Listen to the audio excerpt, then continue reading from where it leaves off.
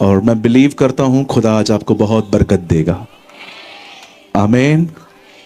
Okay, एक चीज मैं बोल के आज का मैसेज स्टार्ट करूंगा।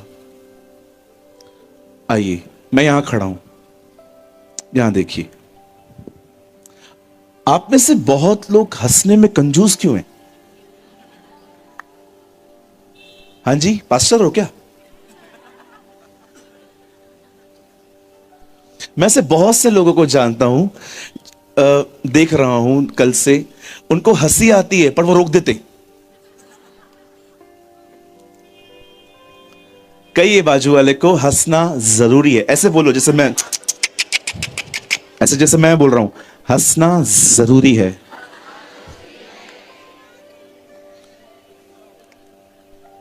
मैं आपको बाइबल का एक इंसिडेंट बताऊं, फोन बंद कीजिए। मैं आपको बाइबल का एक इंसिडेंट बताऊं जिसको पढ़ के आपको हंसी आएगी। आप चाहिए घर जाके पढ़ लेना। बाइबल कहती है एक अंधा था, उसे यीशु ने आंखें दी। अब ये अंधा जो था ना, इसे फरीसियों ने बुलाया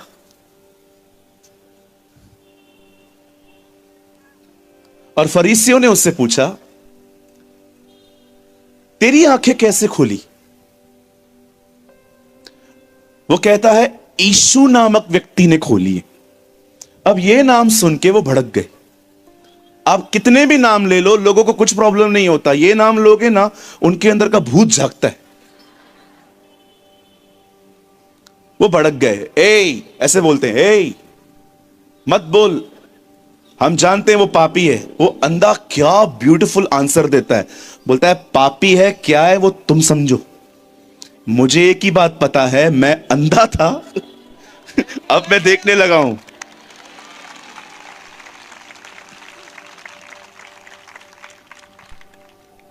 अभी भी ये लोग समझ नहीं रहे। फिर से कहते हैं, हमें बता तू कैसे देखने लगा है। बोलता है, मैं तो तुमको बता चुका हूं, तुम मानते ही नहीं हो। तब वो अंधा एक बात कहता है जिसको पढ़ के आपको हंसी आएगी। फिर वो अंधा कहता है, मुझे लगता है तुम भी उसके चेले बनना चाहते हो।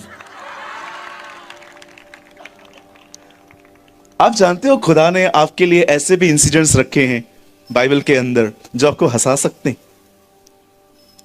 Don't be A so religious Christian, एक धार्मिक मसीह न बने। B a spiritual. स्पिरिचुअल लोग हंसते हैं, जॉय में रहते हैं, आनंद में रहते हैं। लेकिन धार्मिक लोग हमेशा नियमों में, हमेशा पकड़े हुए। उनको लगता है हंसने से अभिषेक जाता है। चलिए, पास वाले को अच्छी सी स्माइल दीजिए अब।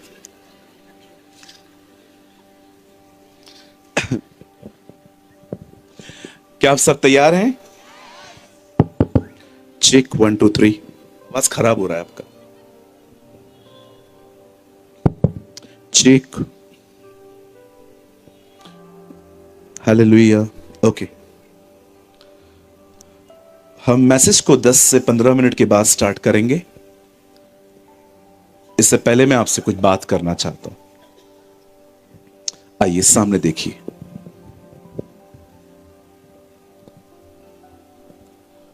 हमारी बाइबल में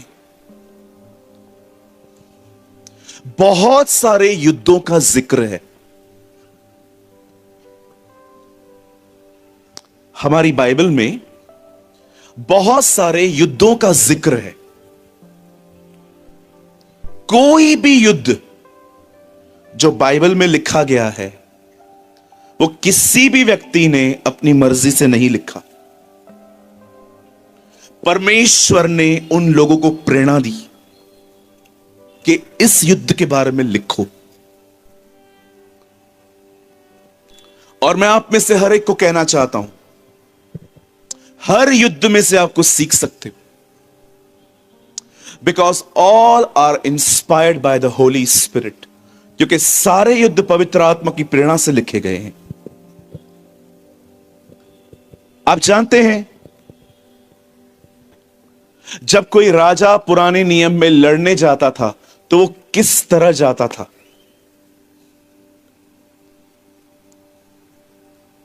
क्या आप इस बात को जानते हैं? जब पुराने नियम में एक राजा युद्ध करने जाता था तो कैसे जाता था?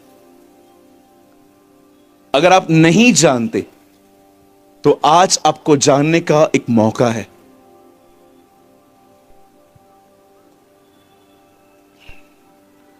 मैं कोई अपनी बड़ाई के लिए नहीं, मैं आपको उत्साहित करने के लिए कह रहा हूं। मैं इस बाइबल को 50 से अधिक बार पढ़ चुका हूं। मैं हर साल कम से कम 2 से 3 बार पुराना नियम और नया नियम कंप्लीट करता हूं। और मैंने बाइबल के हर युद्ध में से कुछ लर्न किया, कुछ सीखा। और मैं अब जो आपको बताना चाहता हूं वो आपके लिए बहुत इंपॉर्टेंट है। ये न केवल यहां पर बैठे हुए लोगों की जिंदगी बदल सकता है, पर मैं आपको बताना चाहता हूं ये आपकी सेवकाइयों को बदल सकता है। हर राजा जब भी युद्ध में लड़ने जाता था तो वो एक घोड़े पर बैठकर और अपने हाथ में हथियार लेके जाता था। वे अपनी लड़ाइयों को घोड़ों और हथियारों के दम पे जीतते थे। आप कभी नहीं पढ़ेंगे कि कोई राजा पुराने नियम में किसी जानवर पर या गधे पर बैठ के गया। सब घोड़े पे बैठते थे, रथों पर बैठते थे। आप बहुत सारे युद्धों के बारे में पढ़ सकते हैं। यहोशापात, आराम के राजा जब एलीशा को मारने गए, दाऊद सिकलग में किस तरह से लड़ रहा था। आप बहुत सारे युद्धों के बारे में पढ़ेंगे। हर युद्ध घोड़े पे बैठ के और हाथ में तलवार लेके फतेह हासिल की गई। कभी आपने सोचा जब नए नियम में हमारा राजा आता है तो वो घोड़े पे नहीं गधे पे क्यों बैठता है? He never ride on a donkey. He ride on a horse. Sorry, he never ride on a horse, but donkey. उसने गधे का उपयोग किया, न कि घोड़े का। अब जो मैं आपको बताना चाहता हूं वो थोड़ा फनी है, लेकिन है सच। कितने लोग हैं यहां पर जिन्होंने कुत्तों को लड़ते हुए देखा है? देखा है आपने?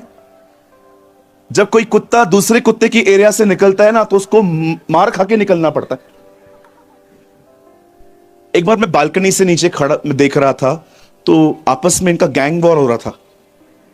ये लोग आपस को एक दूसरे को मार रहे थे।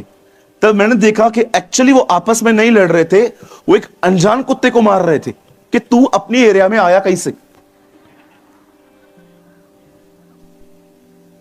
मैंने कुत्तों के बहुत बचपन से झगड़े देखे। अच्छा, कितने लोगों ने बिल्लियों का झगड़ा देखा है? बड़ी खतरनाक होती है ये भी, खाली नाम बिल्ली है। ऐसे लड़ती हैं कभी कभी और मारने से ज्यादा आवाज करती हैं। देखा है आपने? ठीक है, कितनों ने गधों को लड़ते देखा है? आज तक नहीं देखा है मैंने। यीशु एक ऐसे जानवर पे बैठा जो लड़ना जानता ही नहीं। मैं आप में से हर एक को बताना चाहता हूं, पुराने नियम के राजा घोड़े पर बैठ के हाथ में तलवार और बाला लेके फतेह हासिल करते थे, पर हमारे राजा ने किसी को मार के जय नहीं पाई, उसने अपनी जिंदगी दे के हमें जय दी। He is a very different kind of king. वो एक अलग ही तरह का राजा है। वो जब गधे पे बैठ के जा रहा था तो बड़े पीसफुली वो बैठा हुआ था। वो ये बताने आ रहा था कि मैं किसी को मार के तुम्हें जिंदगी नहीं दूंगा, मैं खुद को दे दूंगा। और मैं नहीं जानता हूं कि आप में से यहां पर कितने लोग हैं जो सच में इस चीज को पहचान पाते हैं कि वो कितना हम्बिल है। आज मॉर्निंग में मैं एक चीज बता रहा था, when God want to meet you, He will bring you down. जब परमेश्वर को आपसे मिलना होगा ना, वो आपको नीचे ले आएगा। क्यों? Because our God is a very lowly person. हमारा परमेश्वर बड़ा परमेश्वर नहीं है, वो बहुत छोटा है। अगर आपको उससे मिलना है ना, तो आपको ऊपर नहीं देखना है, आपको नीचे जाना पड़ेगा। एक दिन एक आदमी पेड़ पे बैठा था, जीसस उससे मिलने पेड़ पे नहीं चढ़ा, यीशु ने उसको कहा नीचे उतर। When God want to meet you, He will bring you down. जब परमेश्वर को आपसे मिलना होगा, वो आपको नीचे लेके आएगा। और याद रखना, कभी कभी नीचे आना इतना आसान नहीं होता। कभी कभी लोग हमें इज्जत नहीं देते, कभी कभी लोग हमारे बारे में बहुत ऐसी ऐसी बातें कहते हैं जिसमें कोई रियलिटी ही नहीं है। ये सारी चीजें आपको हिट करती है और आप चुपचाप बर्दाश्त करते हो। इसे कहते हैं नीचे आना। किसी ने कहा, लोगों ने मुझे रिजेक्ट किया है, लोगों ने मुझे सपोर्ट नहीं की है, किसी ने मुझे ऐसा किया, किसी ने मुझे वो किया। मैं आपको ऑनेस्टली कहना चाहता हूं, rejection is a beautiful way to reach Jesus. जब आपको कोई नकार देता है ना, आपको दुखी नहीं होना चाहिए, उल्टा ये तो खूबसूरत रास्ता है परमेश्वर पर निर्भर हो जाने का। जब परमेश्वर किसी से मिलता है ना, तो वो पहले उसको नीचे ले आता है। आप बहुत बड़े हैं अगर वो आपसे नहीं मिल पाता। मैं आप में से हर एक को कहना चाहता हूं, नीचे उतरिए। शैतान यीशु को ऊपर ले गया, शैतान हमेशा आपको ऊपर ले जाएगा। और यीशु, आज आप किसकी सुन रहे हैं? Think about this. सोचो इस बारे में। आपका परमेश्वर इतना छोटा है, इतना हम्बिल है कि आपको उठाने के लिए वो आपके नीचे चला जाता है और आपको उठाता है। सोचिए, हाउ हम्बिल इज ही। अपनी हैं जो दुआ करते हैं, खुदा मैं आपसे मिलना चाहता हूं, पर कोई नीचे उतरने के लिए तैयार नहीं है। जब लोग आपसे तरह तरह का व्यवहार करते हैं, आप ऑफेंड हो जाते हैं। सर, आपको ऑफेंड होने का नीड नहीं है। Actually God is answering your prayers. परमेश्वर आपकी दुआओं का उत्तर दे रहा है। आज मैं उस नम्र परमेश्वर के बारे में आपसे कुछ बात करना चाहता हूं, जो इतना नम्र है कि अगर वो चाहता तो उसे मारने वालों को ऑन द स्पॉट खत्म कर देता, पर वो उन्हें बर्दाश्त करता रहा।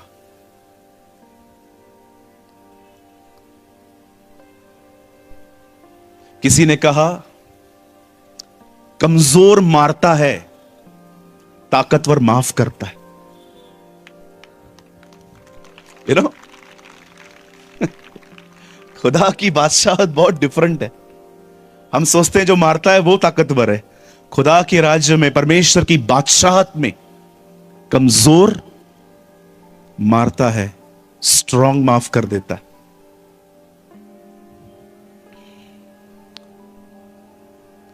हालेलुया, बोलिए यीशु मसीह की।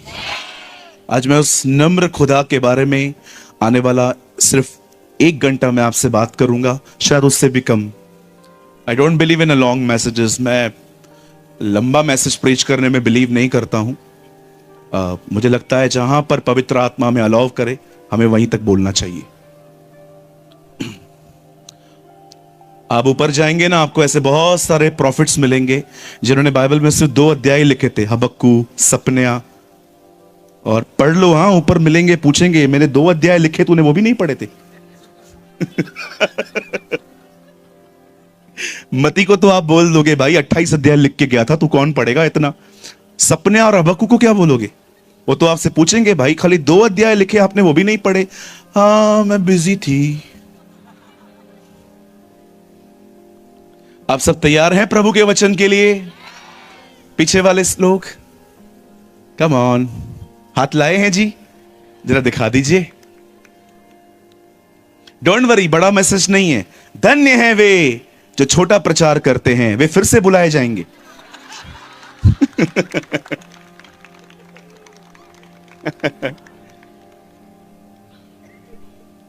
चलिए हम स्टार्ट करते हैं। आज का संदेश है प्रभु का लौटना। Amen. Today we will talk about the coming of our Lord. मुझे लगता है नागपुर को यह मैसेज सुनने की बड़ी आवश्यकता है। आमीन। चलिए आप मेरे साथ खोल सकते हैं। Open your Bible with me, the book of Hebrews. इब्रानियों की किताब आप सब मेरे साथ खोल सकते हैं, और आप मेरे साथ खोल सकते हैं इब्रानियों का 9 अध्याय, चैप्टर 9।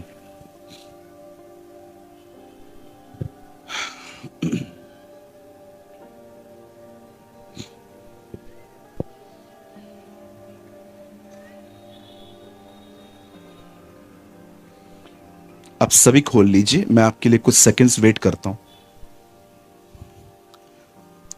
अगर आपको नहीं मिल रहा है तो मैं आपको बताना चाहता हूं, यह फिलेमोन के बाद आता है।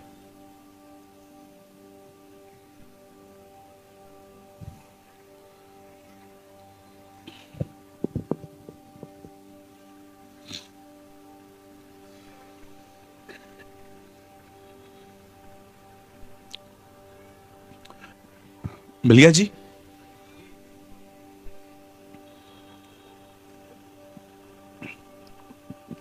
मैं आपके लिए पढ़ रहा हूं 9 अध्याय का लास्ट वर्ड 28।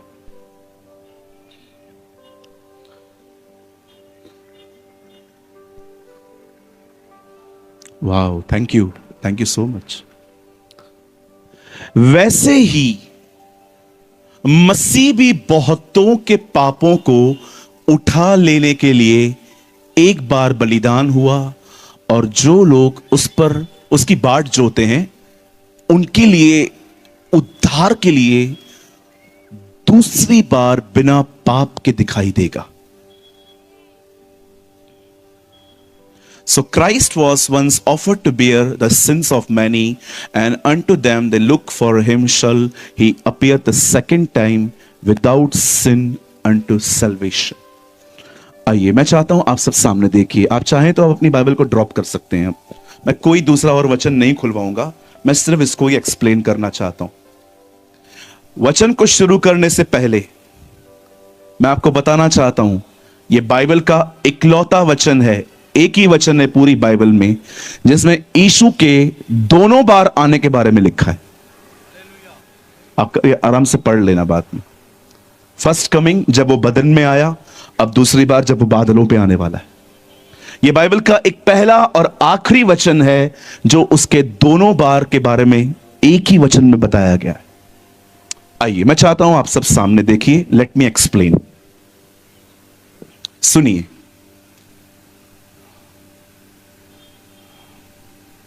हमारी बाइबल के अंदर 66 बुक्स हैं। 40 से अधिक लोगों ने इसे मिलकर लिखा, और मोस्ट ऑफ लोग जो लिखने वाले लोग थे वे चरवाहे, चुंगी लेने वाले और बड़े गरीब घराने से आए हुए लोग थे। इसे लिखने में 1600 साल लग गए। और मैं आपको बताना चाहता हूं, अनपढ़ों ने ऐसी किताबें लिखी हैं जो पढ़े लिखों को समझ में नहीं आ रही हैं। आज अनपढ़ों ने ऐसी किताब लिखी है जो हम पढ़े लिखों को आज समझ में नहीं आ रही है। पीएचडी होती है इसके ऊपर। आज हमारी पूरी बाइबल में 2 इवेंट्स का बहुत जिक्र है, 2 चीजों का बहुत ज्यादा जिक्र है। एक जिक्र है प्रभु यीशु मसीह का बदन में आना, और दूसरा उसका अपनी कलीसिया को लेने के लिए बादलों पे आना। इन 2 चीजों का आपको जिक्र मिलेगा। और मैं आपको यह भी बताना चाहता हूं, पुराने नियम में बहुत सारे लोग हैं जिन्होंने प्रभु यीशु मसीह के पहली बार नहीं दूसरी बार आने के बारे में भी बहुत कुछ लिखा। मुझे माफ करिएगा, मैं किसी को ताना नहीं मार रहा हूं यहां पर मुझे एक चीज पता है, हमारी जनरेशन बाइबल पढ़ने में बहुत लेजी है। उन्हें एक चीज की बड़ी आदत है कि उनके हाथ में सारा दिन फोन रहे। हर तरह के ऐप पे वो आपको दिखाई देंगे। शुक्र है खुदा का, टिकटॉक बंद हो गया। आपने देखा जब टिकटॉक था तो लोग क्या क्या करते थे, सारा दिन बैठे रहते थे। देखिए, फोन चलाना कोई पाप नहीं है। आप में से बहुत लोगों ने मुझे यूट्यूब पे ही सुना है, मैं इसको कोई गुनाह नहीं मानता हूं। बहुत सारे अच्छे अच्छे टीचर्स भी हैं जो यूट्यूब पे हैं और बहुत अच्छा सिखाते हैं। मैंने अपनी आंखों से देखे हैं। मेरा एक चैनल है जो सब्सक्राइब करके मैंने रखा है, जिसका नाम है बिलीग्राम क्लासिक। अक्सर जब वो लोग वचन डालते हैं मैं सुनता हूं, मुझे बहुत अच्छा लगता है। लेकिन आपने कभी कभी देखा है, सही जगहों पे जाके हम गलत चीजें भी ढूंढ लेते हैं। आजकल एक नया ट्रेंड स्टार्ट हुआ है रील्स देखने का। कई रील्स 15-20 सेकंड के रील्स, लोग कहां भी खड़े हो जाएंगे, दो लोग पिटेंगे, मारेंगे, उनकी मदद नहीं करेंगे, उनका वीडियो बनाएंगे कि और मारो। और हम जितने भी यंग लोग बैठे हुए हैं यहां पर, हम इन चीजों को एंजॉय करते हैं। मैं आपको एक बात कहना चाहता हूं, प्लीज बुरा मत मानिएगा। जब मुझे घर पे खाना मिलता है ना, तो मैं अपने घर पे हमेशा कहता हूं मुझे आचार चाहिए। मुझे आचार सच में अच्छी लगती है, मैं हर तरह की आचार खा लेता हूं। I love pickle. लेकिन अगर मेरी फैमिली में मुझे कहा जाता है कि पिकल नहीं है, आचार खत्म हो गई है, तो मैं खाना बंद नहीं कर देता हूं, मैं खाना खा लेता हूं। पिकल मिली, शुक्र है खुदा का, नहीं मिली तो भी मैं खाना नहीं छोड़ता हूं। जरा सोचिए, अगर आप खाना छोड़ के पिकल खाना स्टार्ट कर दो तो आपका स्टमक खराब हो जाएगा। ये जो चीजें हैं ना, जो भी आजकल यंगस्टर्स देख रहे हैं, ये आपके लिए आचार की तरह होना चाहिए। मिली तो भी ठीक है, नहीं मिली तो भी कोई प्रॉब्लम नहीं है। इंपॉर्टेंट रोटी है। यीशु ने कहा जीवन की रोटी मैं हूं। आप कभी कभार बैठे और आपने अपने आप को एंटरटेन करने के लिए थोड़ा कुछ देख लिया, यह कोई पाप नहीं है। लेकिन आपको पता है, हम एडिक्ट हो गए हैं। हमें बाथरूम में फोन चाहिए, गाड़ी का एक हैंडल हम यहां पकड़ते हैं, दूसरा फोन हमें चाहिए। मैंने कितने लोगों को देखा है ड्राइव करते समय फोन यूज करते हैं। आपकी जिंदगी इतनी सस्ती है, ठीक है, आप आराम से चला रहे हो, कोई पीछे से आ गया तो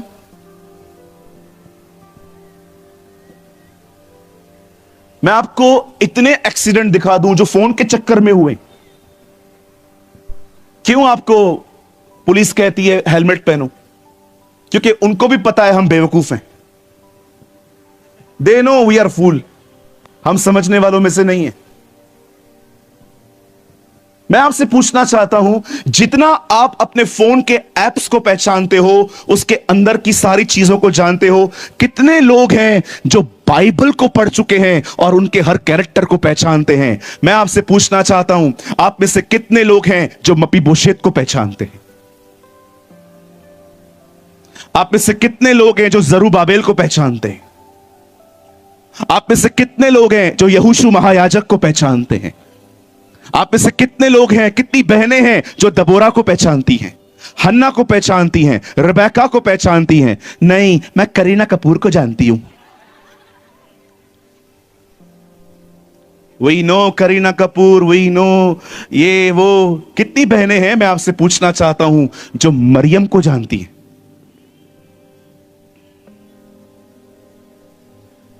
मेरे भाइयों, मेरी बहनों, जितने भी यंग लोग आप बैठे हैं, मैं आपको एक बात कहना चाहता हूं। इस बार परमेश्वर मुझे नागपुर यंग लोगों के लिए लेकर आया है, बिलीव मी। और मैं आप में से हर एक को एक गुड न्यूज देना चाहता हूं। जितने भी यंग लोग, इसका मतलब ये नहीं है कि मैं अपने बुजुर्गों को नीचे कर रहा हूं, बिल्कुल भी नहीं। खुदा मुझे जानता है। मैं आप में से हर एक को कहना चाहता हूं, जितने भी 12 चेलों को प्रभु यीशु ने चुना, सब यंग थे।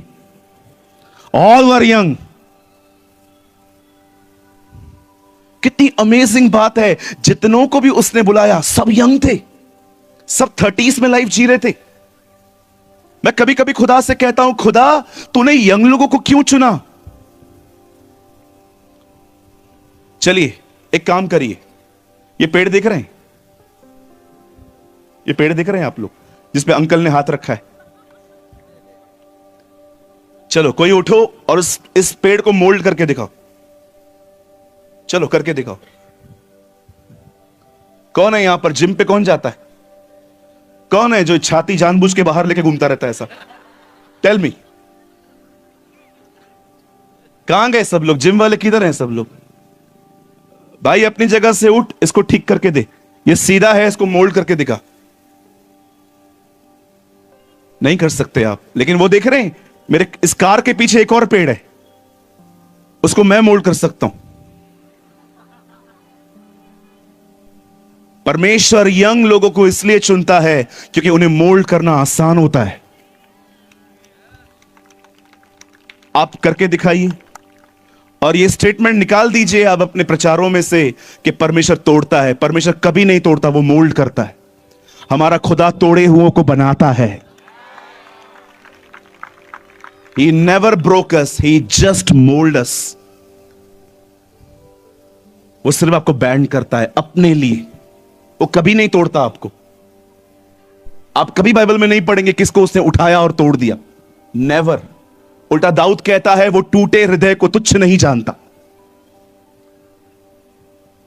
कभी कभी लोग जब बीमार पड़ते हैं और हम लोग उनके लिए प्रेयर करने के लिए जाते हैं तो हमें कहते हैं बीमारी को रहने दो, प्रभु इस बीमारी के द्वारा मुझे नम्र कर रहा है। खुदा को आपको ठीक करने के लिए बीमारी को देने की कोई जरूरत नहीं है, उसका पवित्र आत्मा आपको बदल सकता है। मैं एक अंकल से मिला, उन्हें कैंसर था। मैंने उनको कहा सर मैं आपके लिए प्रेयर करूं? नहीं, मेरे लिए कोई प्रार्थना मत करो, प्रभु ने मुझे कैंसर दी है ताकि मैं नम्र बनूं। मैंने कहा काका आपको लगता नहीं है आप और स्पिरिचुअल बन रहे हो?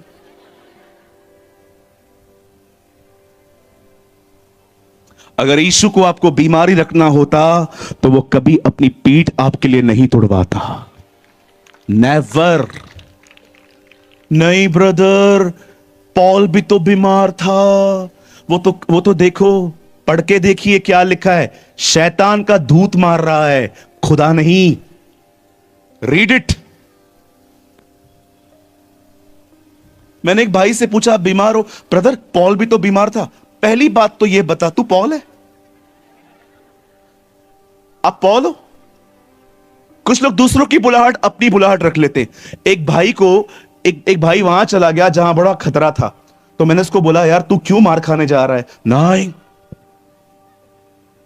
प्रभु के लिए जिंदगी दूंगा। मैंने कहा ये किधर लिखा है? पॉल मार खाता था। अरे वो पॉल की बुलाहट थी, तेरी थोड़ी है। तू पास्टर है। कही अपने बाजू वाले को दूसरे की बुलाहट अपनी बुलाहट न बना।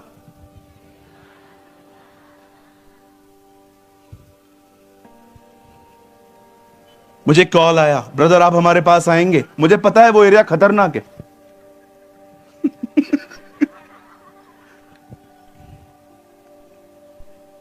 मैंने कहा ब्रदर थोड़ा प्रॉब्लम ठीक होने दो फिर आऊंगा। आप डरते हैं। मैंने कहा मुझे पौलुस की तरह अंदर बैठ के पत्रियां लिखने की बुलाहट नहीं है, मुझे बाहर रहना है भाई ताकि मैं अपने लोगों को संभाल सकूं। किसी ने कहा zeal without wisdom is foolishness. जुनून बगैर बुद्धि के मूर्खता है। हमें विजडम चाहिए।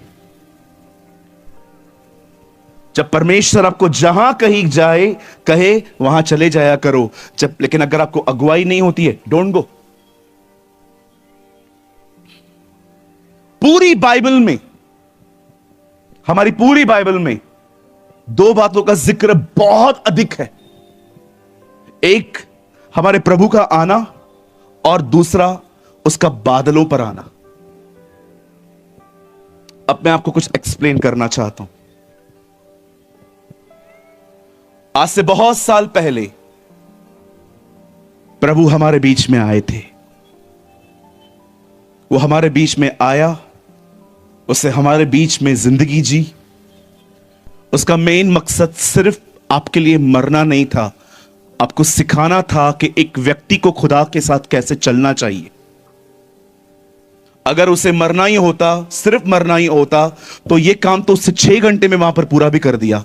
लेकिन उससे पहले वो आपको क्या सिखाना चाह रहा था कि इंसान खुदा के साथ कैसे चल सकता है, क्योंकि वो खुद इंसान बन के आया। वो आया, वो मारा गया, वो गाड़ा गया, और तीसरे दिन प्रभु मुर्दों में से जिंदा हुआ, और बाइबल बताती है वो उठा लिया गया, और आज वो खुदा के दाहिनी ओर बैठता है वहां पर। और अब मैं आपको यह बताना चाहता हूं उसका दोबारा आना कैसे होगा। पहला इवेंट खत्म हो चुका है, दूसरों के लिए हम इंतजार कर रहे हैं। अब आइए सब सामने देखिए, मैं एक कहानी से ये आपको सिखाना चाहता हूं, और मैं इसे इतना साधारण तरीके से बोलना चाहता हूं कि अगर हमारे बीच में कोई ऐसा भी व्यक्ति बैठा है जिसने कभी बाइबल नहीं पढ़ी है, तो भी आप समझ पाए। आइए सब सामने देखिए।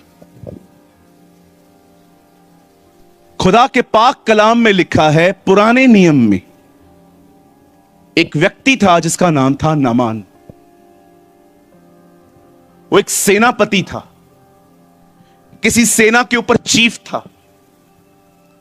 अब जो मैं आपको बता रहा हूं ये बाइबल में नहीं है, ये मेरी खुद की धारणा है।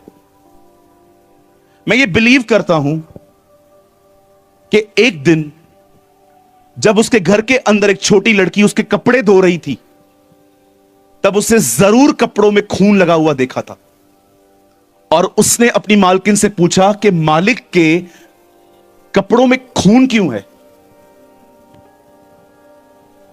तब उस मालकिन ने उसे बताया होगा, तेरे स्वामी को कोढ़ है। कोढ़ एक ऐसी बीमारी है जिसमें चमड़ी जो है वो फटती जाती है। मैंने अपने लाइफ में बहुत समय कोढ़ियों के साथ बिताया है। मैंने अपना हर जन्मदिन, मोस्ट जन्मदिन मैंने कोढ़ियों के साथ बिताए हैं। जब मेरा जन्मदिन आता है तो मैं अपने घर से कुछ सामान लेके ऐसे आश्रमों में चला जाता हूं जहां पर ये लोग हैं, और मैं पूरा दिन वहां बिताता हूं। मैं कई कोढ़ियों के मैं मिल चुका हूं, और आप विश्वास करो बड़ी बदबू आती है उनके अंदर से। साधु सुंदर सिंह ने कई साल उनके बीच में बिताए, साधु किशन सिंह ने भी कई साल उनके साथ बिताए थे।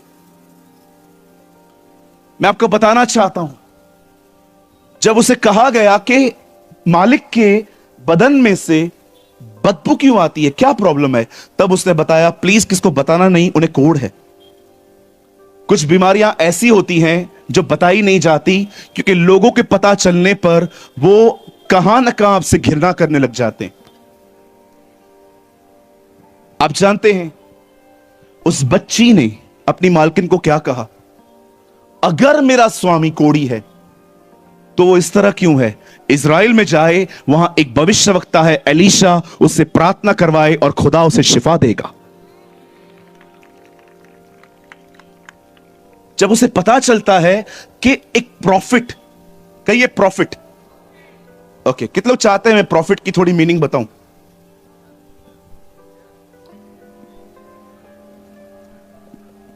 आप में से कुछ लोग आज मेरे विरोध में हो ही जाएंगे।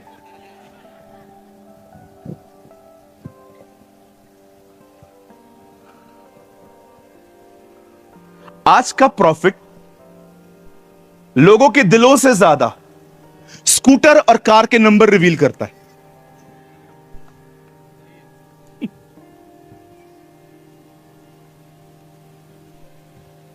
मैं कई जगहों पे जाता हूं, कभी कभी कुछ प्रॉफिट मिलते हैं, ब्रदर आपका नंबर है 9822170886, ये मेरे चर्च का नंबर है।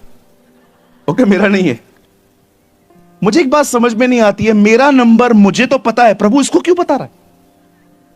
मैंने एक प्रॉफिट से पूछा, सर मेरा नंबर मुझे पता है, मेरे चर्च का नंबर, प्रभु आपको क्यों बता रहा है। मुझे भी नहीं पता।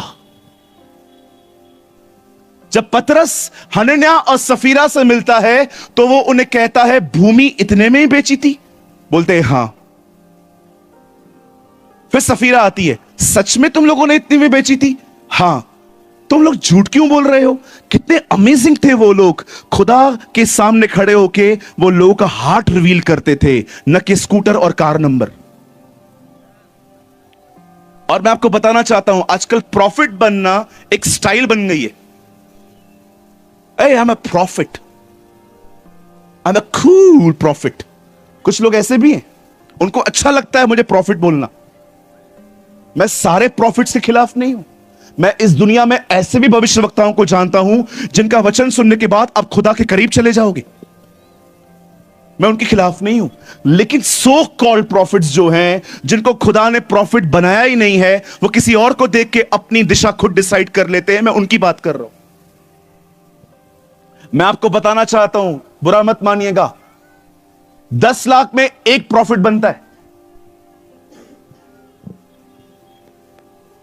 कभी कभी लोग मुझसे पूछते हैं, बदर हम कैसे पहचाने प्रॉफिट कौन है? चलिए मुझे देखिए यहां पर, बताइए ये इशारा किस चीज का है?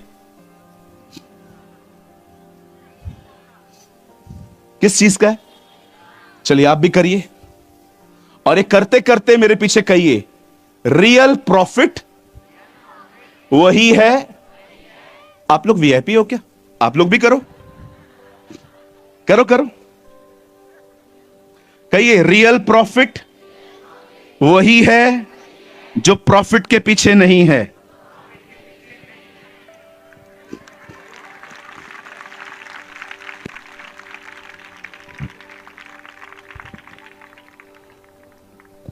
मैंने एक प्रॉफिट को कॉल किया, सर आप हमारे मीटिंग में आएंगे, हम बड़े आदर के साथ आपको रखेंगे। कितना लोग आता?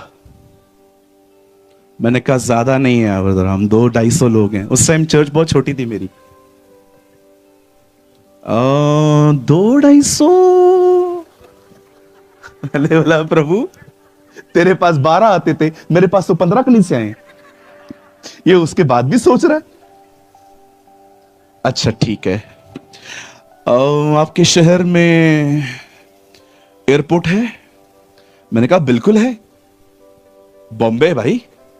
अच्छा अच्छा अच्छा अच्छा, फिर वहां से आप मुझे किधर रखेंगे? मैंने कहा सर हम आपको अपने शहर की सबसे बेस्ट होटल में रखेंगे। और मैं आपको सच कहता हूं, मैंने ये सोचा था, हमारे टाउन में एक अच्छी होटल है, मैंने सोचा अगर ये हाँ कहेंगे तो मैं इनको वहां रखूंगा।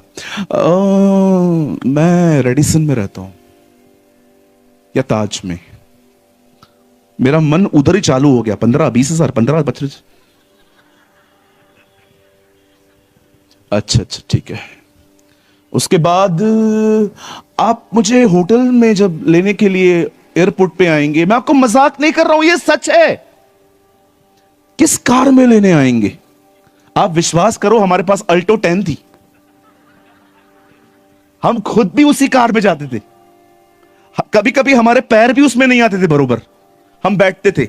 अब मैंने सोचा ये इतना बड़ा व्यक्ति है, मैं मारुति का नाम ले लूंगा, ये तो अभी मीटिंग कैंसिल कर देगा। मैंने कहा सर हम अच्छी कार लेके आएंगे। ओके, BMW और ऑडी मेरे लिए अच्छी रहती है।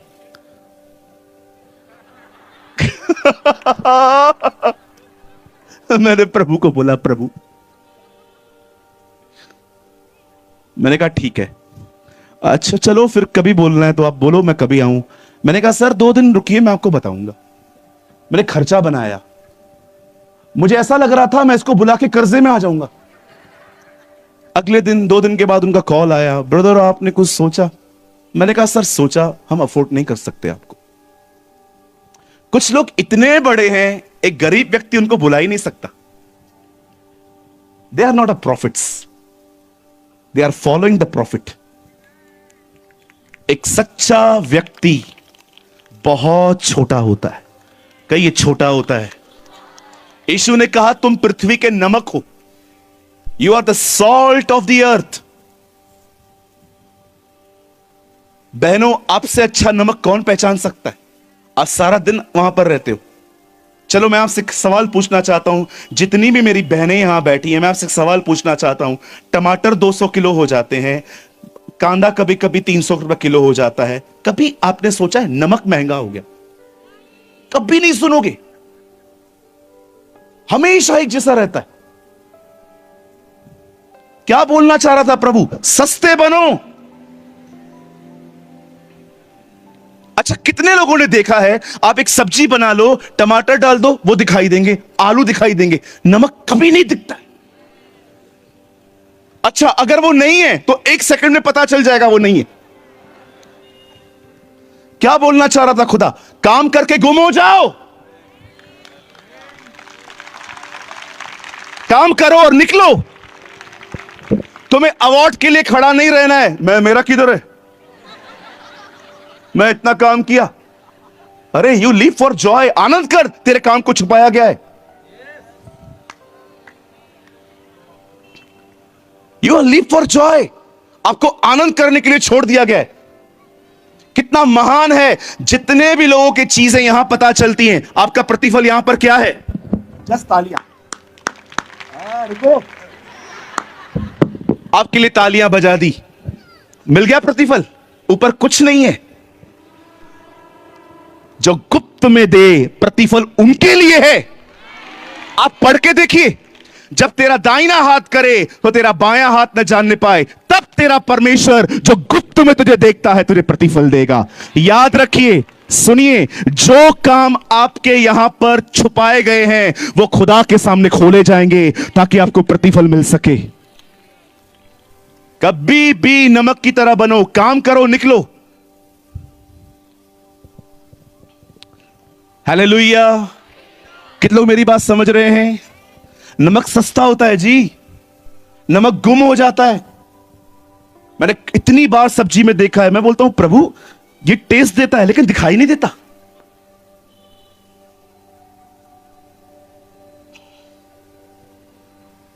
Be like a salt. महंगे मत बनो, इतने ऐसे मत बनो। मैं किसी को प्रेज लॉर्ड नहीं बोलता हूं, मैं पास्टर का लड़का है। अरे तू पास्टर का लड़का है तो तुझे ज्यादा हम्बल होना चाहिए। मैं नहीं। कभी कभी आप किसी किसी के बाजू से गुजर जाओ और आप उनको बोलो प्रेज द लॉर्ड। ये महंगा नमक है। फेस देखो, दूसरों का मूड खराब करने इधर आया है। Come on, be like a salt. आपके अंदर एक फ्लेवर है, आपके अंदर एक स्वाद है, उस स्वाद का नाम जीसस है। अरे मैं थोड़ी बोल रहा हूं कि आप किसको गोदी में लेके घुमाओ, लेकिन कम से कम लोगों को स्माइल देना तो सीखिए, उनको शलोम, प्रेज द लॉर्ड, हालेलुया।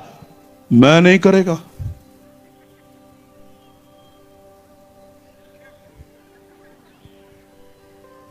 एक बात याद रखना, एक चीज हमेशा याद रखना, एक आदमी को आपसे प्रॉब्लम है ना तो उसका टेंशन मत लिया करो। सबको आपसे प्रॉब्लम है, मे बी आप प्रॉब्लम है। एक ब्रदर से मैंने पूछा, और कहां हो? ब्रदर अभी मैं दूर रहता हूं। मैंने कहा क्यों? अभी मैंने चर्च बदल दिया है, पहले तो कहीं और जाता था, वो भी बदल दिया है, उससे पहले वो भी बदल दिया है। सब कलीसियां ऐसे खराब लगती हैं, कहीं आप में प्रॉब्लम तो नहीं है?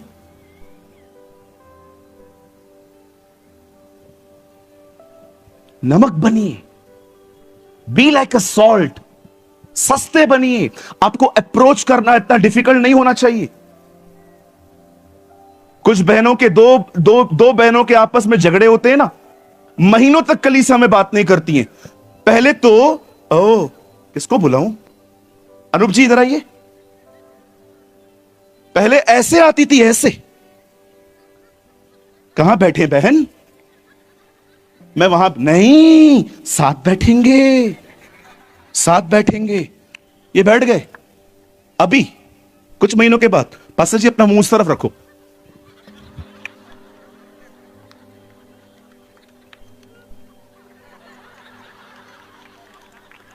पास्टर जी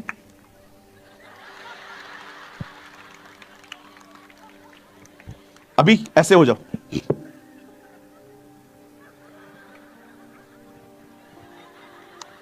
क्यों, क्या हो गया? वो पहले वाला प्यार किधर गया? आइए पास्टर जी, आपका मुकाबला किसके साथ भी नहीं है। Our dear pastor, hallelujah. कितने लोग समझ पा रहे हैं?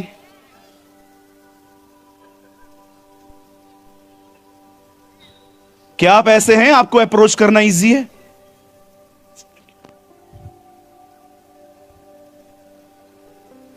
मुझे एक घर बताइए जहां पर बहन मुखिया बनने की कोशिश करती है और वो घर खुश है। Show me a one home जिसमें बहन बॉस बनने की कोशिश करती है और वो घर खुश है। क्यों अभी तो हंस रहे थे आप लोग, अभी क्यों मुझे घूर घूर के देख रहे हो गुस्से में? बस जो फेवर में बात करे वही मेरा पास्टर, और जो बाइबल प्रीच करे वो एंटी क्राइस्ट। एक बहन हमारे चर्च में इतना झूमती थी, नाचती थी मेकअप करके। एक दिन मैंने प्रचार किया मेकअप कम किया करो, उसके बाद आज तक चर्च में नहीं दिखाई दी है। मैंने कहा खुदा मेरी क्या गलती थी? सूरज भाई, लोग आपके साथ तभी रहेंगे जब तक आप उनके हिसाब से चलोगे। जिस दिन आपने अपना बाइबल का प्रचार करना शुरू किया, दे ऑफेंड। किसी ने कहा ब्रदर हम उसको कॉल करें, मैंने कहा कोई जरूरत नहीं है। अगर हमारे स्वभाव से कोई ठोकर खाए तो हम माफी मांगेंगे, लेकिन अगर हमने बाइबल प्रीच की और लोग हमारे बीच में नहीं रहना चाहते, वे जा सकते हैं। Don't care. आप जानते हैं जब नमान को कहा गया कि वो इज़राइल जाए, अब देखिए नमान कितना ब्यूटीफुल कैरेक्टर है। देखिए उसके अंदर कुछ बहुत अच्छी चीजें हैं। जब नमान एक परमेश्वर के जन से मिलने के लिए जा रहा है तो वो अपने हाथ में कुछ चीजें लेके जा रहा है। उसने कहा मैं हीलिंग पाके वो गिफ्ट में ऑफरिंग में दे दूंगा। अब वो वहां पर गया है और जैसे ही वो गेट पे पहुंचता है, एलीशा का असिस्टेंट गहजी एलीशा को बोलता है सर बंदा आया है आपसे मिलने, उससे दुआ करवानी है। एलीशा बोलता है नहीं, मैं उससे नहीं मिलूंगा। आप एक काम करो, उसे कहो दरियाए यर्दन पे जा और वहां पर डुबकियां मार और तू ठीक हो जाएगा। आप जानते हैं ये बात सुन के उसे खुशी नहीं मिल रही है कि मुझे रास्ता मिल गया चंगाई पाने का। बाइबल बताती है वो गुस्सा करता है, अरे मैं इधर से आया हूं, वो मुझसे मिलने के लिए तैयार नहीं है। मैं आपसे एक बात पूछना चाहता हूं, नमान ऑफेंड क्यों हुआ? आपको खुशी नहीं है नमान? आप चंगे होने जा रहे हो, आप उस बीमारी से मुक्त हो रहे हो जो दिन रात आपको मार रही है। सी द प्राइड, मैं आया मुझसे मिला नहीं। मुझे माफ करिए, इस भीड़ में बहुत सारे नमान बैठे। इस भीड़ में हो सकता है बहुत सारे नमान बैठे जिनको इज्जत चाहिए। लोग मुझसे पूछें, लोग मुझे पकड़ के आगे लेकर आएं, लोग मुझे अच्छी अच्छी जगहों पे बिठाएं। मैं आपसे कहना चाहता हूं, क्रिश्चियन होना बड़ा नहीं छोटा होना है। You should be a humble person.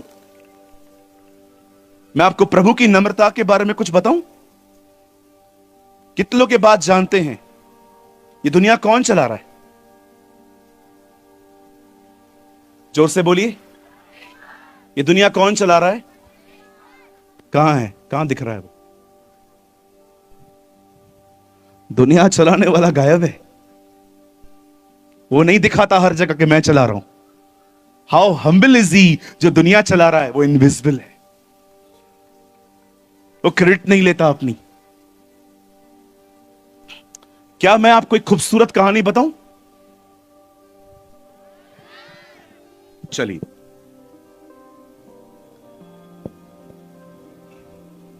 मुझे चर्च स्टार्ट किए हुए 8 साल हो चुके। 5 साल से मैं फुल टाइम मिनिस्ट्री में हूं।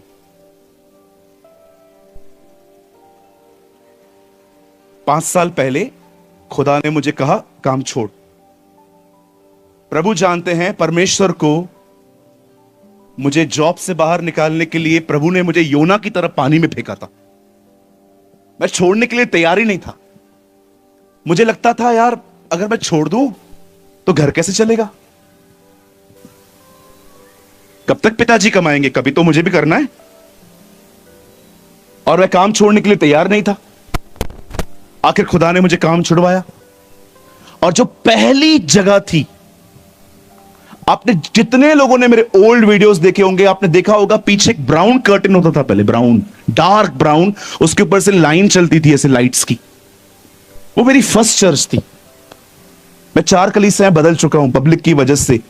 वो जगह फिर छोटी पड़ गई, फिर दूसरी जब कलीसिया हमने स्टार्ट की, मैं बहुत शुक्रगुजार हूं, पास्टर शशांक ने हमारे चर्च का रिनोवेशन किया था।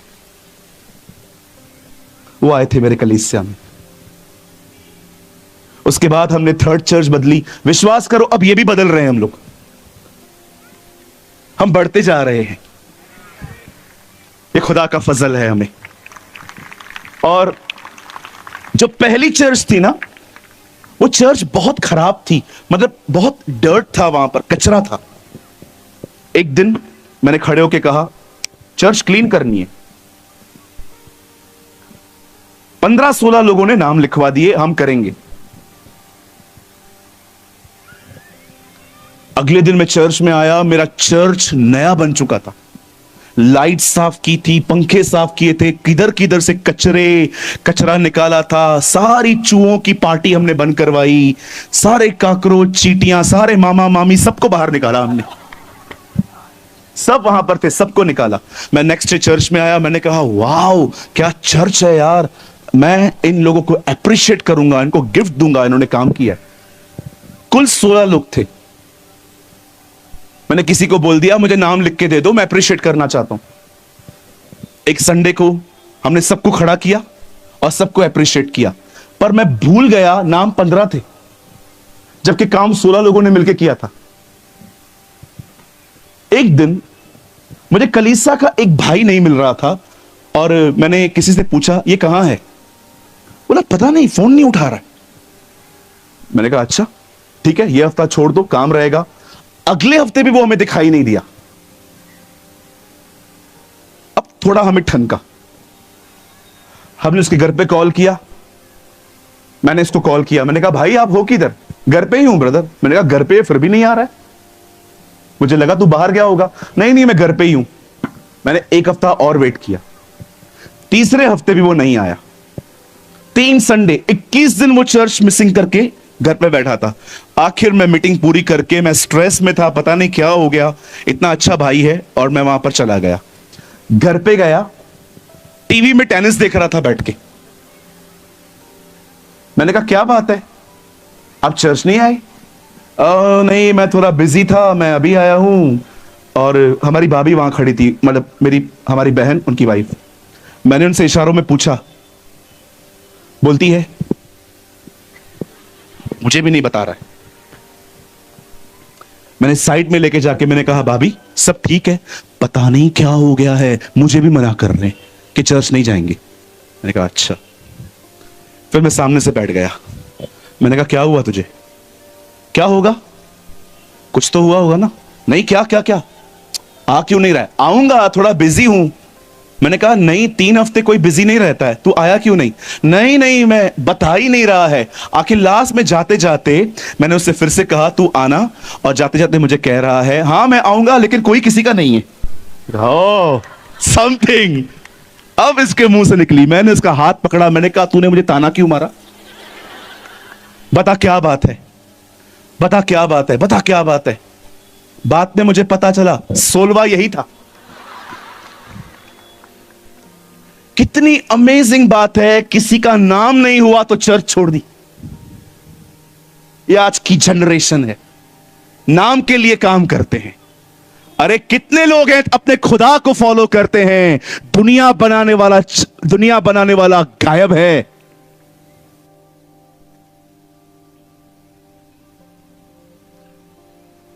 इतने अपने नाम की पड़ी है हमें। इस व्यक्ति को देखिए, एक व्यक्ति उससे मिलने नहीं आया है, वो अपनी चंगाई को ठुकरा के कहीं और जा रहा था। नहीं चाहिए मुझे हीलिंग, मुझसे मिलने क्यों नहीं आया? मेरा ईगो हर्ट हुआ है। मैं ऐसे बहुत से लोगों को जानता हूं, अगर आप उन्हें 2 वर्ड्स कहेंगे ना, आप घर पहुंचो, उनका व्हाट्सएप चेक करो, आपको डीपी नहीं दिखाई देगी। आजकल लड़ने का एक नया तरीका है, मैं कुछ नहीं कहूंगा, तुझे ब्लॉक कर दूंगा, डिलीट कर दूंगा। ये घर पहुंचो, डीपी नहीं है। क्यों? क्या किया मैंने? मैंने तेरा नंबर डिलीट कर दिया। अरे भाई, मैंने कहा क्या था? कितना प्राइड है।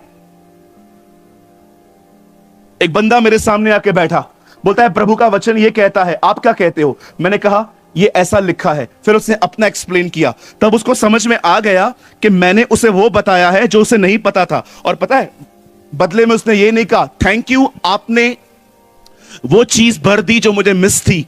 मैंने उसको बोला आप समझे? बोलता है बोलो आपको लगता है ये ऑनर है? आपको नहीं लगता उसको अंदर में तकलीफ हो रही है? इसे वो पता है जो मुझे नहीं पता है।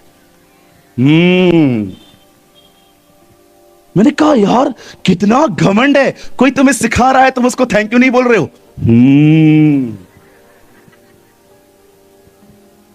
मैं आपसे एक बात कहना चाहता हूं, याद रखिए, मैंने ना बाइबल को इतना अच्छे से नहीं जाना है अभी भी, पर मैं आपको सच कहता हूं, मैंने आदर करना सीखा है लोगों का। मैंने लोगों का ऑनर करना सीखा है।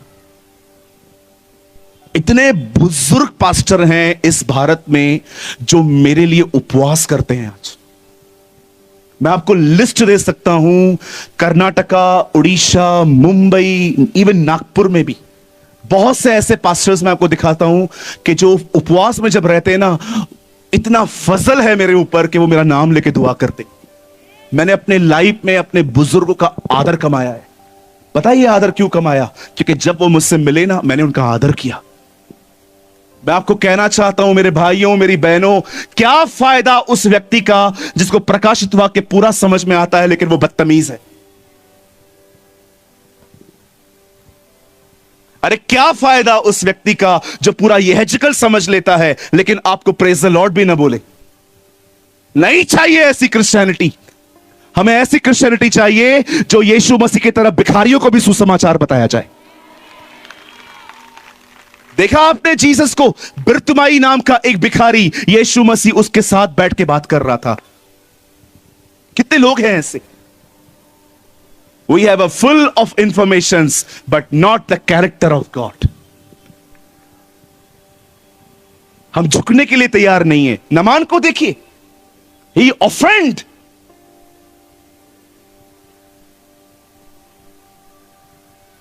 घर जा रहा था वापस, शुक्र है खुदा का एक बुद्धिमान व्यक्ति था उसके साथ।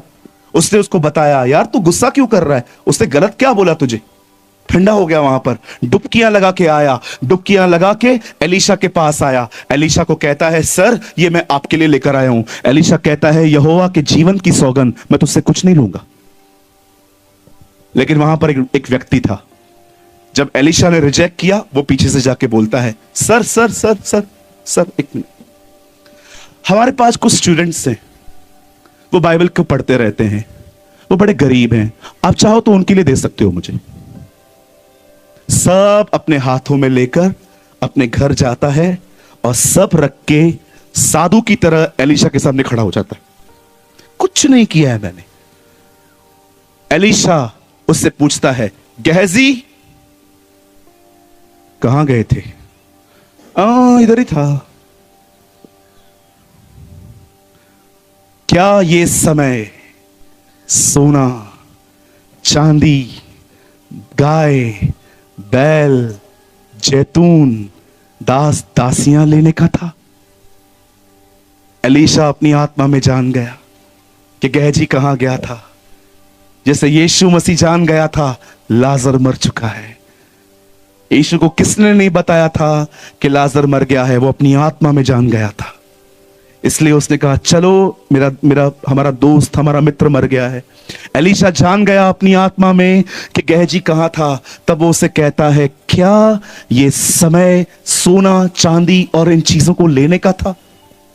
यहां देखिए, हमेशा याद रखिए, एक खुदा से जुड़ा हुआ व्यक्ति हमेशा जानता है कि इस समय खुदा क्या करना चाहता है। या देखिए, एक खुदा से जुड़ा हुआ व्यक्ति हमेशा जानता है कि खुदा क्या करना चाहता है। हे यरूशलेम तू नाश होगा। क्यों? क्योंकि तूने अपना समय नहीं जाना। यीशु ने कहा, यीशु जानता था यह समय खुदा क्या चाहता है। आप जानते हो, एलीशा एक बात जानता था, खुदा क्या करना चाहता है। हे गहजी, क्या यह समय सोना चांदी लेने का था? नहीं। तो फिर क्या था वो समय? एलिया का अभिषेक मेरे ऊपर है, वो मेरा अभिषेक तुझे मिलना था। ये वो समय था।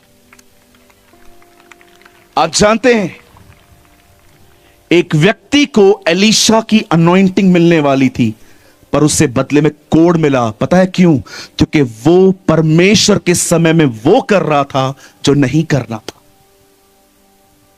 आपको पता है, आज इतिहास सेम है। पता है आज क्या समय चल रहा है? पवित्र आत्मा इस जगत में क्या करने की कोशिश कर रहा है, आपको पता है? मैं आप में से हर एक को बताना चाहता हूं, यह समय सोना चांदी, गाड़ी, घड़ियां, बड़े बड़े फोन, इनके पीछे भागने का नहीं है। यह समय है जब पवित्र आत्मा नागपुर को यीशु की खूबसूरत दुल्हन बनाना चाहता है। यह समय है कि जैसे उस दिनों में एलिया का अभिषेक एलीशा को मिला, एलीशा का अभिषेक गहजी को मिलना था, वैसे ही मैं आपको बताना चाहता हूं, यह समय सोना चांदी, आईफोन, बड़ा घर और बड़ी चीजों को पाने के लिए नहीं है। खुदा का शुक्र है वो हमें ये चीजें देता है, लेकिन मैं आप में से हर एक को कहना चाहता हूं, यह समय है जब परमेश्वर अपनी कलीसिया को अपनी दुल्हन की तरह बनाना चाहता है, क्योंकि वो बहुत जल्द आने वाला है अपनी उस दुल्हन को लेकर जिसके कुप्पियों में तेल है। पुराने नियम में नबियों के पास कुप्पियां होती थी, उसमें तेल होता था। कितने लोगों ने नोटिस किया, नए नियम में ये कुप्पियां कुंवारियों को दी गई है, नॉट नबियों को, कुंवारियों को। कुप्पी में तेल होता था। इस समय तेल कहां है? आपके अंदर, मतलब कुप्पी आपका अंदरूनी जीवन है। मैं आपसे पूछना चाहता हूं, क्या आपका भीतरी जीवन पवित्र आत्मा से भरा हुआ है? क्या आप हर दिन परमेश्वर के सामने ये जाके कहते हैं, खुदा मैंने तुझे बहुत साल पहले स्वीकारा था, मैं तेरा बेटा हूं, मैं तेरी बेटी हूं, लेकिन अब मैं प्रार्थना करता हूं मुझे अपनी दुल्हन बना, संवार मेरी जिंदगी को, जो तुझे अच्छा लगे मुझे दे, जो तुझे अच्छा ना लगे निकाल। मैं वादा करता हूं, दर्द हुआ भी मैं सह लूंगा।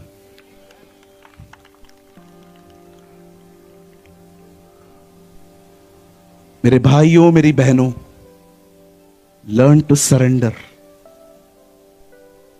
समर्पण करना सीखिए। समर्पण एक बार नहीं होता, प्रतिदिन करना पड़ता है।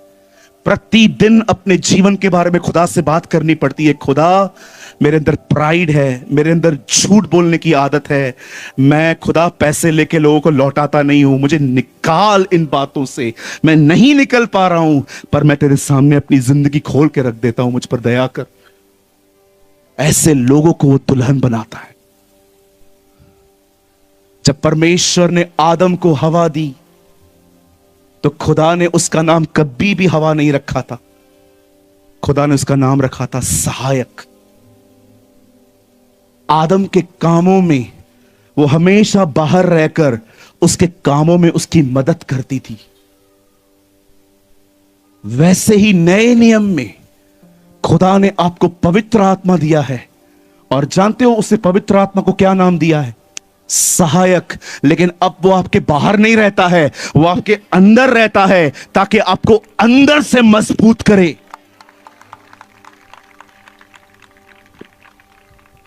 मैं फिर से कहना चाहता हूं बंद करने से पहले, यह समय है समर्पण का। Learn to surrender. 20 साल पहले आप विश्वास में आए, आपने बपतिस्मा लिया, इतना काफी नहीं है सर। हर दिन समर्पण होता है, खाली 1 जनवरी को नहीं। हम नए साल के हर साल एक दूसरे से कहते हैं, प्रभु हम नई वाचाएं बांध रहे हैं, हम आपके साथ ये करेंगे, वो करेंगे। समर्पण सिर्फ 1 जनवरी को नहीं होता, वो हर दिन करना पड़ता है। हर दिन खुदा के सामने अपनी जिंदगी खोलनी पड़ती है। खुदा, हां मैं ऐसा हूं, हां मैं ऐसा हूं। एक दिन मैं प्रचार कर रहा था, मैं अपनी दिल्ली की कलीसिया में था, मैं प्रचार कर रहा था। एक लड़का मीटिंग के बाद मेरा हाथ पकड़ के बोलता है, पास्टर जी मैं आज आपको जाने नहीं दूंगा जब तक आप मुझसे बात नहीं करोगे। बहुत डेस्परेट था। मैंने कहा, ब्रदर मुझे सबसे मिलने दीजिए, आप उस रूम में बैठिए, मैं आता हूं। मुझे लोगों से मिलते मिलते 1 घंटा हो गया। वो 1 घंटा वहां बैठा था, हरियाणा का था। मीटिंग के बाद वो मुझसे मिलने आया, मुझे कहता है, कुछ बोलना चाहता हूं आपको, मुझे लगता है आप मुझे समझ पाओगे। मैंने कहा, हां बेटा तू बोल, क्या बात है। बोलता है, सुबह की शुरुआत अश्लील वीडियो देख के करता हूं, रात को सोने से पहले अश्लील वीडियो देखता हूं। एक हाथ में फोन रहता है, दूसरे हाथ से पाप करता हूं। ये जिंदगी बची है मेरी। रोज रोता हूं खुदा के सामने, रोज प्रभु को बोलता हूं मुझे छुड़ा। लेकिन एक समय ऐसा आता है जब मैं इस बदन को ना नहीं कह पाता। बर्बाद हो गया हूं मैं। ऐसा रो रहा था, बिलीव करिए, मेरे साथ जो टीम चली थी वो उसको देख के रो रही थी कि यार क्या हो रहा है। रोते रोते नीचे गिर गया। बोलता है, मुझे बचाइए, मैं नहीं करना चाहता पर मुझसे रोज पाप होता है। मैं किसी लड़की को देखता हूं, मेरे अंदर अच्छा थॉट जनरेट ही नहीं होता है, मैं सीधा उसके बदन पे ध्यान देता हूं। मेरी ऐसी हालत हो गई है, पता नहीं कहां कहां से वीडियोस को निकाल निकाल के देखता हूं। बोलता है, ब्रदर मैं आपके सामने कुछ नहीं छुपाता, मुझे परमेश्वर ने कहा मैं आपको बताऊं आज ये सब। मैंने उससे एक बात कही, मैंने कहा, तूने समर्पण किया है कभी? बोलता है, पास्टर जी वो क्या होता है, थोड़ा बताओ। मैंने कहा, हर दिन सिर्फ प्रभु के सामने पाप नहीं मानने हैं, लेकिन हर दिन उसके साथ बैठा जाता है ताकि मदद मिले।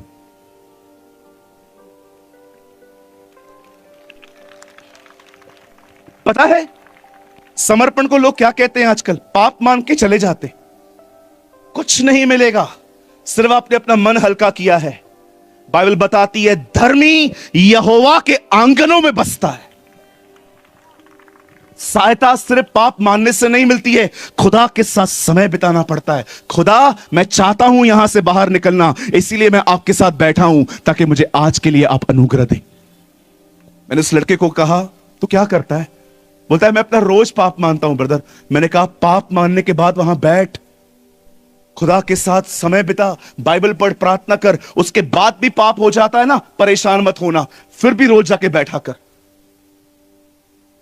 1 महीने के बाद वो लड़का मुझसे मिलने आया, मुझे बोलता है, 1 महीना हुआ है, मैंने एक बार पाप नहीं किया है।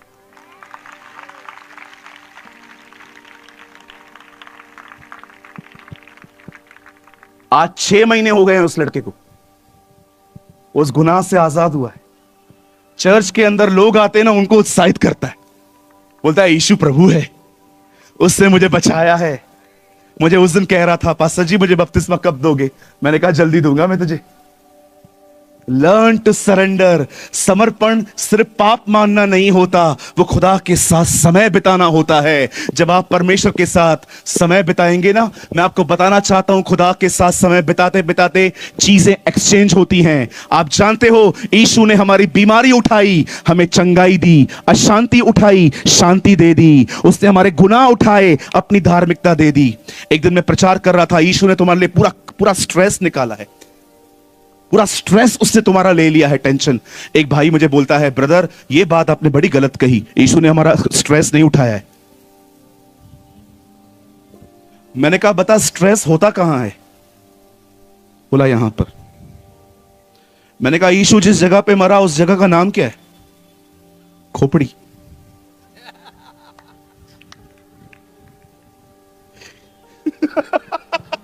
मैंने कहा वो जिस जगह पे मरा वो स्थान कहलाता था खोपड़ी, ताकि तेरी खोपड़ी शांत रहे। पता है, ये तो मैंने कभी सोचा ही नहीं था। मैंने कहा मैंने भी नहीं सोचा था कभी। ये हमारा खुदा है, उसने तुम्हारा सब ले लिया और अपना सब तुम्हें दे दिया। ओ, उसके साथ एक्सचेंज करो चीजों को, खाली कर दो अपने आप को। दाऊद की तरह हर दिन कहो, मैं अपने आप को धारा के समान तुझ पे उंडेलूंगा। Learn to surrender Nagpur. कहिए अपने पास वाले से, समर्पण करना जरूरी है। हाँ बोलिए, 20 साल पहले नहीं, आज हर दिन। मेरे पास मात्र 2 मिनट बचे हैं।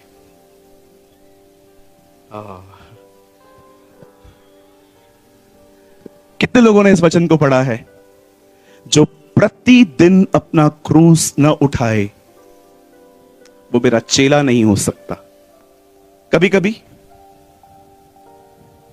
क्या बाइबल कहती है जो हर रविवार क्रूस न उठाए वो मेरा चेला नहीं हो सकता? वहां क्या लिखा है? कभी कभी। कहिए प्रतिदिन, जोर से कहिए प्रतिदिन।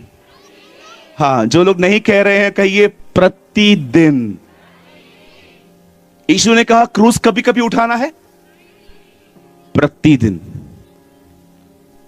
जो खुदा यह कहता है कि प्रतिदिन अपना क्रूस उठा के मेरे पीछे चलो, वो सेम खुदा कहता है तुम्हें कल की चिंता नहीं करनी है। जिसने आज क्रूस उठाया है उसे अपने कल की चिंता कभी नहीं करनी चाहिए, क्योंकि आज जो आप बो रहे हैं कल आप वो काटेंगे। अगर आज इतने हजारों लोग यहां बैठे हैं, आज अगर आपको लग रहा है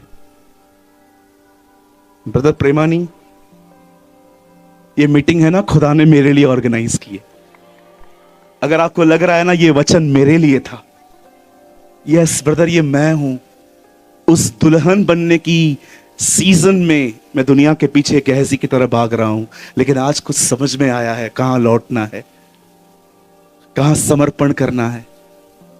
अगर आज आपको लगता है कि ये वचन मेरे लिए था और आज इस वचन को मुझे जिंदगी देनी है, मैं चाहता हूं सिर्फ वही लोग खड़े हों। हमारे हर एक वीडियोस का यह पर्पस होता है कि आप हर एक वीडियो से कुछ ना कुछ सीखें। और आपने इस चैनल पे आपने सूरज पेरवानी सर की वीडियोस को देखा, जिनका एक ऑफिशियल चैनल है जीसस इज लाइफ, आपने कभी न कभी जरूर देखा होगा। उनके चैनल पर जो परमेश्वर के प्रति जो परमेश्वर के वचन होते हैं वे बताए जाते हैं, बहुत ही गहराई के साथ बताए जाते हैं, और उनका हर वचन 1 से 1.5 घंटे का होता है। तो मैं भी उनकी वीडियोस को वॉच करता हूँ, देखता हूँ, और उनकी वीडियोस से मैं सीखता हूँ। और जब मैं उनकी वीडियोस को देखता हूँ तो मुझे बहुत इंपॉर्टेंट मैसेजेस भी देखने को मिलते हैं, जो कि उन प्रीचेस के बीच में या फिर कहीं बीच में देखने को मिल जाते हैं।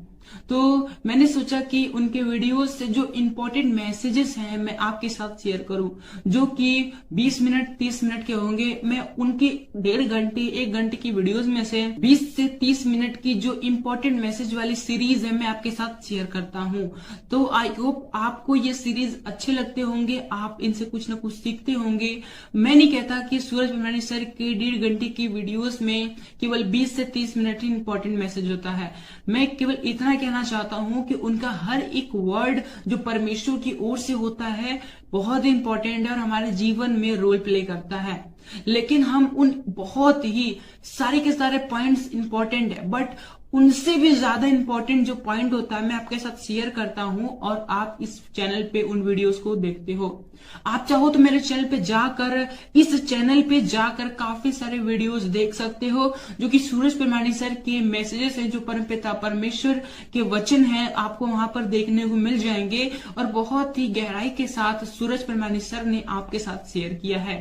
मेरी आशा है कि आप ये वीडियोस देखकर ब्लेस होते होंगे, क्योंकि इन वीडियोस पर, इस चैनल पर काफी कुछ कमेंट्स आते हैं जिसमें कुछ लोग कहते हैं, ज्यादा नहीं कहते, बस एक दो लोग का मैसेज मुझे ऐसा देखने को मिला, वो ऐसा कमेंट करते हैं कि दूसरे के मैसेजेस को कॉपी क्यों करते हो और अपने चैनल पे अपलोड करके उससे अपना बनाते हो, अपना कहते हो। तो मेरा उनको केवल यही रिप्लाई है, क्योंकि परमपिता परमेश्वर का वचन सभी के लिए है और हमारा काम है परमपिता परमेश्वर के वचनों का प्रसार करना और लोगों तक पहुंचाना, चाहे वो किसी के भी द्वारा कहे गए हो, चाहे वो किसी के द्वारा प्रचार किए गए हो, लेकिन हमें केवल इतना करना है कि हमें उन वचनों को, परमपिता परमेश्वर के जो वचन है, उन्हें लोगों तक पहुंचाना।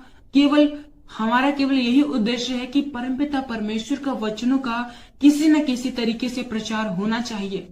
वो चाहे हम खुद प्रचार करें या फिर कोई भी प्रचार करे, अगर हम उन प्रचार को लोगों तक पहुंचा रहे हैं तो इसमें कोई भी गलत बात नहीं है, इसमें कोई भी बुरी बात नहीं है। हमारा काम है केवल परमपिता परमेश्वर के वचनों का प्रसार करना, उन परमपिता परमेश्वर का कार्य करना और इसके अतिरिक्त हमें कुछ नहीं सोचना। और जितने लोग ऐसा सोचते हैं, मेरे हिसाब से, मेरे अनुभव के हिसाब से, मैं जैसा मैंने समझा है उसके हिसाब से ये वचन देखने नहीं आते और ये वचन देखकर भी इन्हें कोई फायदा नहीं होने वाला, क्योंकि उन्हें इन बातों में दिलचस्पी है कि कौन किसका क्या कॉपी कर रहा है, कौन कैसे काम कर रहा है, कौन वचन बता रहा है, कौन वचन नहीं बता रहा है। केवल उन्हें इन्हीं बातों से मतलब है। उन्हें इस बात से मतलब नहीं है कि वचन उन तक पहुंचा, उनको इस बात से मतलब है कि वचन किसके द्वारा पहुंचा। वचन से उनको मतलब नहीं है कि वचन हमारे पास आया, वचन क्या है क्या नहीं है, क्या सिखाता है, उनसे उसको कोई मतलब नहीं है। लेकिन उनको इस बात से पूरा मतलब है कि वचन किसके द्वारा आया है, कौन कर रहा है, कैसे आया है, उनको इससे मतलब है। क्या आया है, वचन में क्या आया है, उनसे उनको मतलब ही नहीं है। तो ऐसे लोगों को मैं केवल यही रिप्लाई देना चाहूंगा कि वो इन बातों पर ध्यान ना दें। अगर आप तक परमेश्वर के वीडियोस पहुंचते हैं, ज्ञान के वीडियोस पहुंचते हैं, तो आप उन्हें देखें, उनसे ज्ञान प्राप्त करें और परमेश्वर के ज्ञान में बढ़ें और इसके अतिरिक्त तो वो कुछ ना करें। लेकिन अगर वो इससे ज्यादा कुछ करते हैं तो परमेश्वर के लिए यह ग्रहण करने के योग्य नहीं होगा और वो वीडियो देखेंगे, आधा घंटा 1 घंटा जो भी समय देंगे, उनका समय देना व्यर्थ हो जाएगा। वचन कहता है कि हम जो करें पूरे मन से करें। फरीसियों को यीशु मसीह ने सीधे सीधे कह दिया कि ये लोग तो केवल फालतू के टाइम वेस्ट करते हैं, परमपिता परमेश्वर की आराधना उपासना करते हैं जो कि व्यर्थ है, मजाक करते हैं ये लोग। इन लोग की आराधना प्रार्थना मैं स्वीकार नहीं करूंगा, क्योंकि इनके मन मुझसे दूर हैं।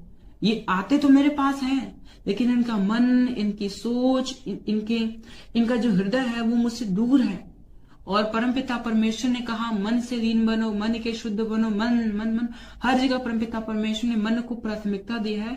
और जब यीशु मसीह ने कह दिया कि फरीसियों के मन उनसे दूर है, तो वो कैसे परमेश्वर के पास हो सकते हैं, कैसे वो यीशु मसीह के नजदीक हो सकते हैं।